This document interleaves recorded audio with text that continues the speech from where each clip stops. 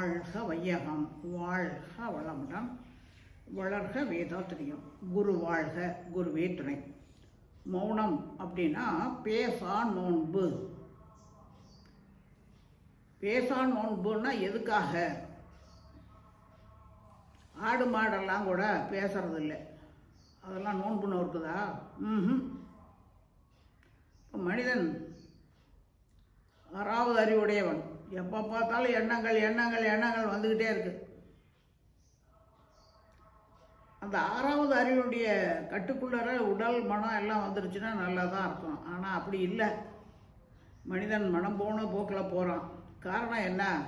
கொண்டு வந்த வினை, சஞ்சித பிராரப்த கர்ம வினைங்கிற பழைய வினைகள், நம்ம புலன்களை இயக்கி மனதை இயக்கி பெற்ற பழக்கப்பதிவுகள் அத்தனையும் நம்ம உடல் செல்களில், மூளையில், ஜீவகாந்த களத்தில், கருமையத்திலிருந்து அவ்வப்போது எழுச்சி பெற்று அது வெளிப்படுது.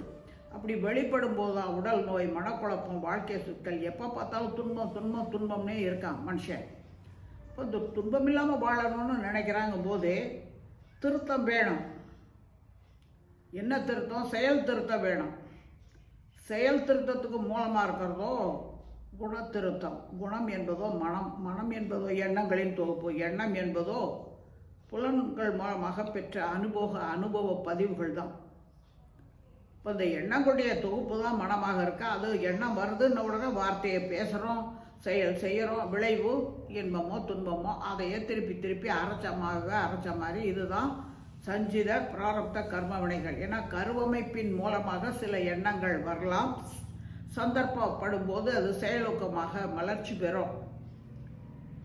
அதுதான் சஞ்சித கர்ம வினைங்கிறது. பிராரப்த வினைங்கிறது பிறந்ததுலேருந்து இந்த நிமிஷம் வரைக்கும் நாம் பெற்ற பழக்கப்பதிவுகள்.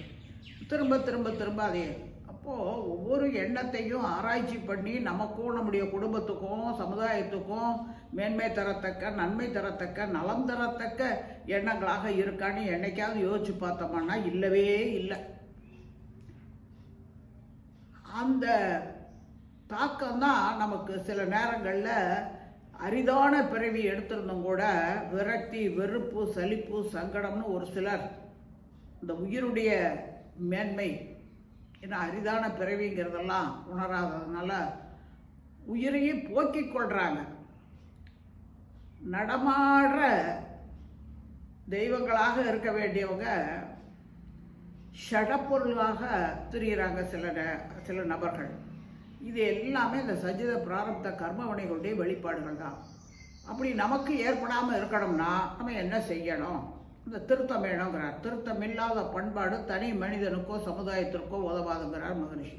அந்த திருத்தம் வரணும்னா நம்ம இயல்பு வாழ்க்கையிலிருந்து கொஞ்சம் விலகி நிற்கணும். அந்த விலகி நிற்கிறது சும்மா இருக்கிறதுல, பேசாமல் ஆடு மாடு மாதிரி நம்ம திங்க வேண்டியது, தூங்க வேண்டியது, மலம் கழிக்க வேண்டியது, அப்படி அதல்ல. அது சும்மா இருக்கும்போது சும்மா இருக்கும் சுகம் என்ன? தவம் செய்யணும். குண்டல் யோகம் பழகினவங்க, மனவளக்கலை பழகினவங்கெல்லாம் வருஷத்துக்கு ஒரு தடவை, இன்றைய சிதறையில மகரிஷி சொல்கிறாங்க பாருங்க, வணிகர்கள், பெரிய பெரிய தொழில் அதிபர்கள், இவங்கெல்லாம் கூட வருஷத்துக்கு ஒரு தடவை, மாதத்துக்கு ஒரு தடவைன்னு தங்களுடைய வரவு செலவு கணக்கு, இருப்பு என்ன, நம்முடைய வேண்டல் என்ன, வளம் என்னங்கிறத கணக்கீடு பண்ணுவாங்க. அது மாதிரி நம்ம வாழ்க்கையில் இனிமையாக வாழ்கிறதுக்கு தான் பிறந்திருக்கோம். அந்த இனிமை குறையிறதுக்கு என்னவெல்லாம் காரணமாக இருக்குது, குறைகள் என்ன, நிறைகள் என்ன, அந்த குறைகளை நிவர்த்தி பண்ணுறதுக்கும் நிறைகள் குறைஞ்சு போகாமல் இருக்கிறதுக்கும் என்ன செய்யணுங்கிற திட்டமிடும் காலமாக அந்த பேசா நோன்பை அமைச்சுக்கணும். அப்படி தான் 1989 நினைக்கிறேன். அப்போது நம்முடைய ஆழியார் அறிவு திருக்கோயிலுக்கு இடம் கொடுத்த பொள்ளாச்சி ஐயா மகாலிங்க ஐயா அவர்கள் மகரிஷி மௌனம் போட்டிருந்த காலத்தில் அவர் மௌனத்தில் கலந்துக்கிறதுக்கு, அதான் ஃபஸ்ட்டு டைம் அவர் வர ஒரு 3 நாள் மௌனம் போடுறதுக்காக வந்திருக்கார். அவரை முதல்ல பேச சொல்லி மௌனம்னா என்ன, எதுக்காகங்கிறத அறிமுக உரையாக பேச சொல்லி, அதன் பிறகு மகரிஷி தவம் முடிவில் அவர் ஒரு உரையாற்றிட்டு அதிலிருந்து அப்படியே மௌனம் போட்டார். அப்போ அவர் சொல்கிறார், மகாலிங்க கவுண்டரே, காந்தியடிகள் வெள்ளிக்கிழமை தோறும் மௌன நோன்பு மேற்கொண்டார். ஏன்னா அவர் காந்தியத்தில் பிடிப்பானவர், மகரிஷிகிட்டையும் பயிற்சி எடுத்தவர். அதனால் அந்த காந்திய வழியிலேயே வாழ்ந்ததுனால அவர் காந்தியடிகளைப் போல நாமளும் மௌனம் போடணும் என்று 10 ஆண்டுகளாக நினைக்கிறேன். ஆனால் என்னால் முடியல, என்னுடைய வேலையின் காரணமாக. இப்போ மகர்ஷி இங்கே ஆழியார் அறிவுத்திருக்கோயிலில் மௌனம் போட ஆரம்பித்த உடனே எனக்கும் ஒரு ஆசை, நானும் வரணும்னு எப்படியோ இந்த தடவை ஒரு 3 நாள் ஒதுக்கிட்டு வந்திருக்கேன். இனி முதற்கொண்டு ஒவ்வொரு வாரத்திலையும் சனிக்கிழமை தோறும் நான் ஒரு நாள் மௌனம் மேற்கொள்ள போகிறேன்னு சொன்னார். அப்போது உணர்ந்து கொண்டவங்க தங்களுடைய வாழ்க்கையில் மேலும் மேலும் உயர்வடையணும். நம்ம உயர்வடைஞ்சால் பத்தாது, மற்றவர்களையும் உயர்த்தி விடுவதற்கு நம்ம அறிவையும் ஆற்றலையும் உயர்த்தி கொள்ளணும். அதுக்கு இந்த மௌனம் என்பது தான் நமக்கு உதவியாக இருக்குங்கிறத அவர் உணர்ந்தார். உணர்ந்ததுனால ஒரு 3 நாள் இருந்தார். அதன் பிறகும் அவ்வப்போது மௌனம் இருந்தார். அதுபோல் இப்போ வாக் மௌனம், கருவி மௌனம், மகா மௌனம்னு மௌனத்தில் 3 வகையான மௌன நிலைகளை பற்றி முற்காலத்தில் இருந்தவங்களாம் சொல்லியிருக்காங்க. இந்த மகா மௌனம்ங்கிறது தான் இருக்கிறதுலே மிக உயர்ந்த மௌனம். இறைநிலைய இணைப்பிலேயே இருக்கிறது. நம்ம முதல்ல தவம் செய்யறதுக்கு அப்ரெண்டிஸ் மாதிரி பழகிட்டு இருக்கோம். என்ன பழகிறோம்? மனம் நிற்கவே மாட்டேங்குது, ஓடிக்கிட்டே இருக்குது. எண்ணங்கள் எண்ணங்கள் எண்ணங்கள் எண்ணங்கள். அப்போ தற்சோதனை பண்ணணும். தற்சோதனை இல்லாமல் தவம் பண்ணுறது பிரயோஜனம் இல்லை. அதனால தான் மகரிஷி சொல்கிறாங்க, தவமும் தற்சோதனையும் பறவையினுடைய 2 சிறகுகள் போன்றதுங்கிறார். பறவைக்கு எதுக்கு சிறகு இருக்குன்னாக்க பறக்கிறதுக்கு. அது பறந்து போகிறதுனால தான் பறவைன்னு சொல்கிறோம்.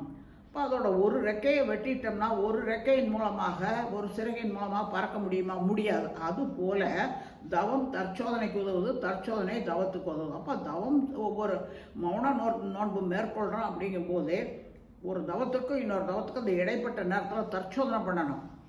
தவத்தில் பெற்ற அந்த தெளிவு மனம் தனது வலிமையையும் திறமையும் பெருக்கிக் கொள்ளுது. தவத்தில் இறை இணைப்பிலேயே இருக்குது. அப்போது நம்மிடம் இருக்கக்கூடிய குறைகளை நிறைவு செய்து கொள்வதற்கு என்ன செய்யணும் அப்படிங்கிறத தற்சோதனை செஞ்சு ஒழுங்கு பண்ணிக்கணும்.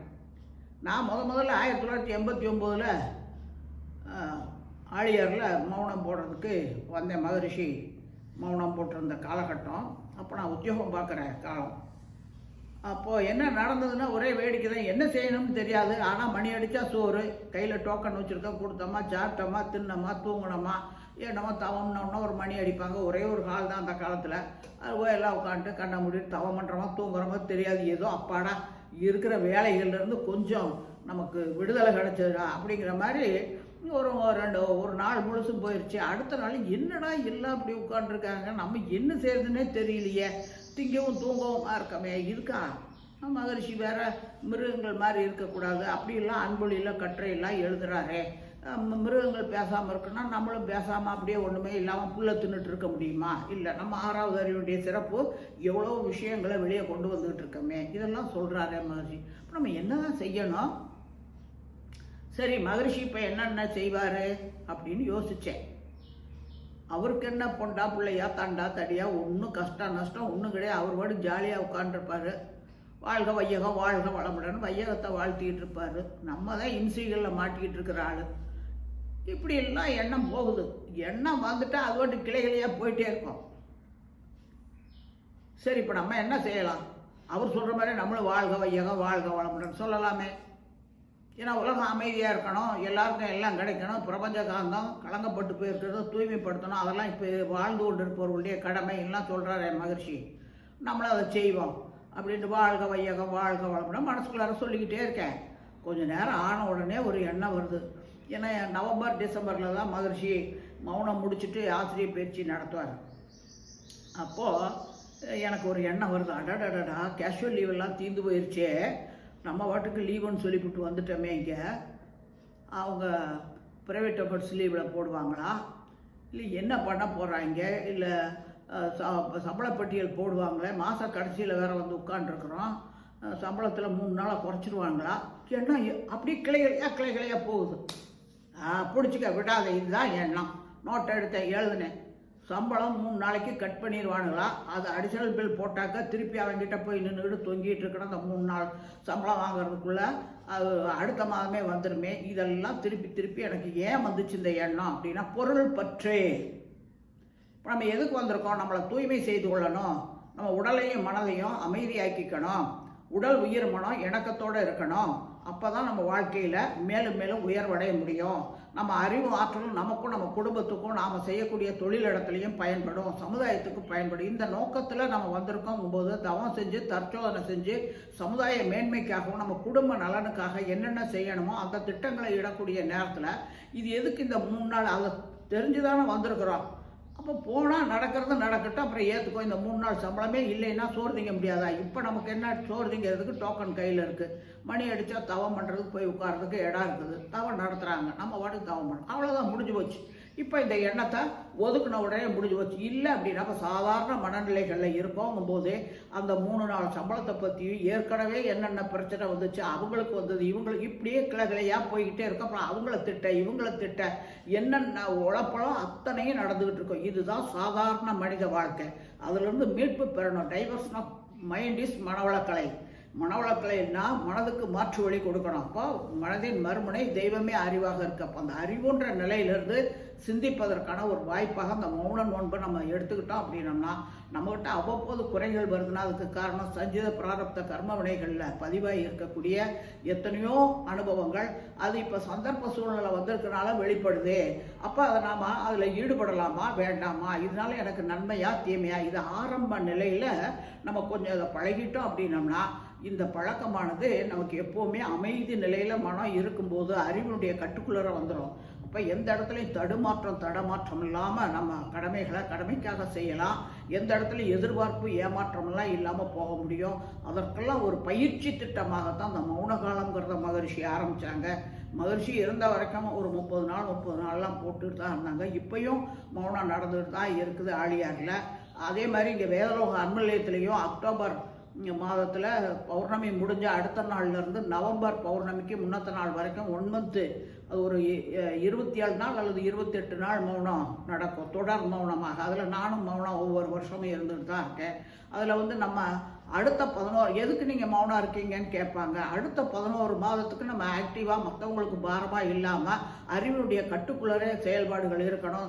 வேதலோக அன்மநிலையங்கிற ஒரு அற்புதத்தை மகரிஷி கொடுத்துருக்காரு. இதிலிருந்து நிறைய பேரை நம்ம உயர்த்தி விடணும். அவங்க வாழ்க்கையில் அவங்களுக்குள்ள இருக்கக்கூடிய திறமைகளை வெளியே கொண்டு வரணும். அதுக்கெல்லாம் என்ன செய்யணும்னு திட்டமிடக்கூடிய காலமாக அந்த 1 மாத காலத்தை நம்ம வச்சுக்கிறோம். அதே சமயத்தில் சில புத்தகங்களையும் எழுதுகிறோம். இப்போ கூட உயிரின் நிலையை பற்றி இந்த 2025 நவம்பரில் போட்ட மௌனத்தில் எழுதியிருக்கோம். இதுபோல் சமுதாயத்துக்கு பயன் தரத்தக்க, குடும்பத்துக்கு பயன் தரத்தக்க, தனக்கு பயன் தரத்தக்க திட்டமிடும் காலமாக வச்சுக்கிட்டோம்னா மௌனம் முடித்த பிறகு அதை செயல்படுத்துவதற்கு எந்த இடத்துல தயக்கம் இல்லாமல் நம்ம வாழ்க்கையை வண்டியை ஓட்டிக்கிட்டே போகலாம். அதே சமயத்தில் மனசாட்சிக்கு உறுத்தல் இல்லாமல் எந்த இடத்துலையும் மற்றவர்கள் மதிக்கக்கூடிய அளவுக்கு நம்ம உயர்த்தி கொள்வதற்கு, அதான் நீ பேசாத போது இறைவன் பேசுகிறான் அப்படிங்கும்போது நமக்குள்ளாக இருக்கக்கூடிய தெய்வீகம் அறிவு, அந்த அறிவினுடைய கட்டுக்குள்ளற உடலையும் மனதையும் கொண்டு வருவதற்கு இது ஒரு மௌன காலம்ங்கிறது மிக மிக அவசியம். ஒவ்வொரு மனிதருக்கும் தேவை. அது இந்த மனவளக்கலை பயின்றவர்கள் மட்டுமில்லை, யாராக இருந்தாலும் சரி, வாரத்தில் 1 நாள் அல்லது மாதத்தில் 1 நாள். ஒரு காந்தியடிகள் 400 வருஷம் நம்மளை அடிமைப்படுத்தி வச்சுருந்தாங்க வெளிநாட்டுக்காரங்க. கத்தியின்றி ரத்தமின்றி அவருடைய அந்த தவம் தற்சோதனைங்கிற அந்த 2 மூலமாகத்தான் சங்கல்பங்கள் போட்டதன் மூலமாக வில் பவர் அதிகமானதுனால தான் ராத்திரியோட ராத்திரியாக சுதந்திரத்தை கொடுத்துட்டு வெளிநாட்டுக்காரவங்க வெளியேறி போனாங்க. அதையெல்லாம் நம்ம பார்க்கும்போது அந்த காந்தியடிகள் சொல்லுவார், என் 1 நாள் முடிகிறது என்றால் உங்கள் அனைவராலும் முடியும் அப்படிம்பார். ஏனென்றால் நீங்களும் மனிதர் நானும் மனிதர்பார். அதுபோல் ஆசான அழுத்தந்தையும் நீங்கள் மௌனம் போட்டு உங்களுடைய பழைய வினைப்பதிவுகளில் இருக்கக்கூடிய பாவப்பதிவுகளை நீக்கி கொண்டு மனம் தளராமல் மனதை மேலும் மேலும் உயர்த்தி கொள்றதுக்கு தவமும் செய்யுங்க, தற்சோதனையும் செய்யுங்க. உங்கள் குடும்பமும் நீங்களும் நல்லா இருங்க அப்படின்னு ஒவ்வொரு மௌன முடிவுலையும் நம்ம வாழ்த்துவார். அந்த வாழ்த்து தான் இந்த அளவுக்கு நம்ம எல்லாத்தையுமே இந்த மனவள கலைஞர்களை உயர்த்தி இருக்குங்கிற சிந்தனையோடு இன்றைய சிந்தனையை நிறைவு செய்வோம். மேலும் சிந்திப்போம், தெளிவு பெறுவோம். வாழ்க வளமுடன்.